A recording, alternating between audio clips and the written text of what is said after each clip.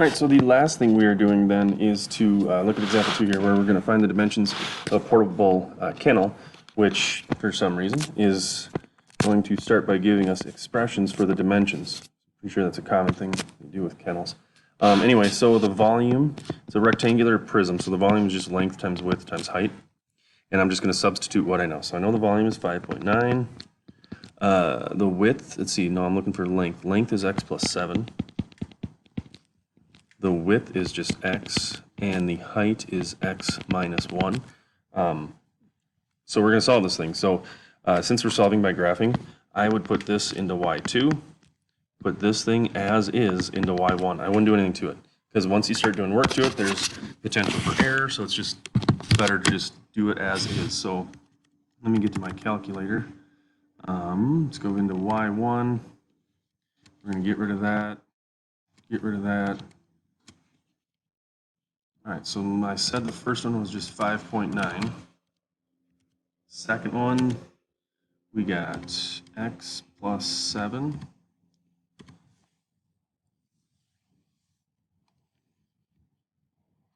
I don't know where I was, but my calculator froze, so I just paused it. But anyway, what I did is I put those two functions into my y1 and y2, and I'm just going to look for the intersection graph.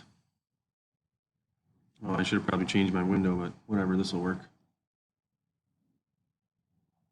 So there is going to be 3 intersections.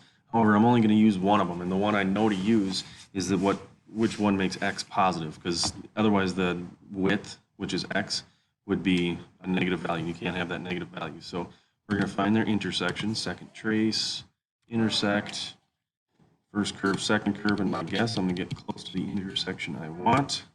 And it is 1.473. Let's go back here. X equals 1.473. So the width is x, 1.473. The length, which is x plus 7, 8.473. And the height, x minus 1, or 0.473. And they're all in what, feet? Feet, feet, feet. That's what it's going to look like. So it's just graphing, finding the intersection, stuff like that. So those are the 3 dimensions I come up with. Same thing down here.